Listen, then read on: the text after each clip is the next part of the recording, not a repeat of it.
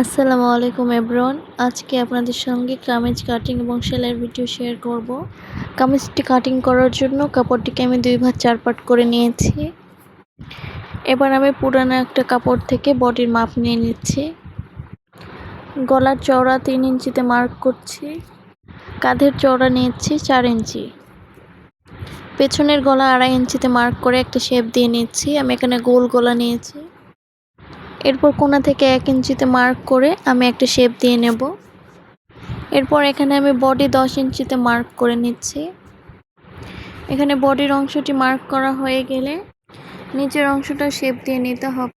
Mark করা হয়ে গিয়েছে। এবার আমি মার্ক অনুযায়ী কাপড়টি সুন্দর করে কেটে নিচ্ছি। এখানে আমি কামিজের সাইড ফাড়া নিয়েছি 17 ইঞ্চিতে। 17 ইঞ্চিতে একটা মার্ক করেছি। এবার নিচে ঘেরের অংশটা সমান করে কেটে নিচ্ছি।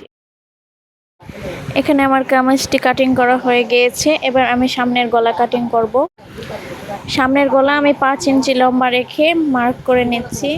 আমি এখানে গোল গলা নিয়েছি, আপনারা চাইলে পছন্দ মতো গলা কেটে নিতে পারেন। মার্ক করা হয়ে গিয়েছে। এবার আমি মার্ক অনুযায়ী কাপড়টি কেটে নিচ্ছি। এবার একটা কাপড়কে ভাঁজ করে আমি গলার পট্টি কেটে নেব। আমি কাপড়টি ভাঁজ করে কাপড়টির উপর বডির পার্ট রেখে মার্ক করে নিচ্ছি। কাপড়টি মার্ক করা হয়ে গেলে আমি মার্ক অনুযায়ী কাপড়টি কেটে নেব।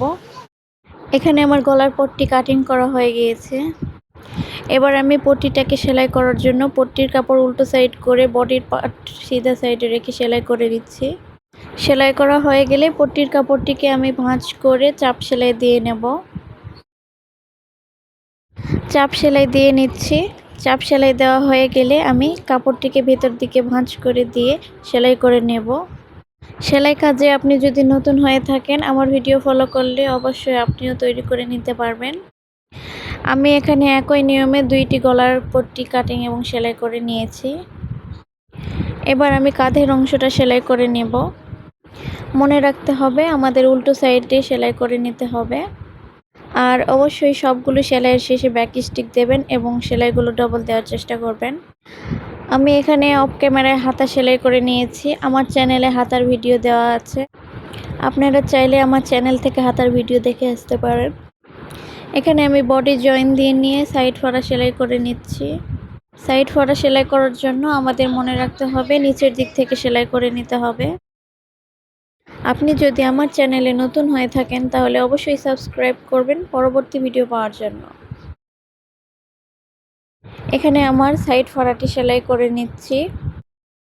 একই নিয়মে আমি 2 পাশে সাইড ফাড়া সেলাই করে নেব। এখানে আমি 17 কেটেছিলাম। আমার সেলাইয়ের পর 16 ইঞ্চিতে সাইড ফাড়া টিকবে। এবার আমি নিচে ঘেরের অংশটা একটু মুড়িয়ে সেলাই করে নেব। এখানে আমি নিচে ঘেরের অংশ সেলাই করে নিয়েছি এবং সেলাইয়ের সাইড দিয়ে যে সেলাইটা দিতে হয় সেই সেলাইটাও দিয়ে দিয়েছি। এখানে আমার পুরো কামিজটি কাটিং এবং সেলাই করা কমপ্লিট হয়ে গিয়েছে। আমার ভিডিও যদি ভালো লেগে থাকে তাহলে অবশ্যই লাইক, কমেন্ট, সাবস্ক্রাইব করবেন। ধন্যবাদ।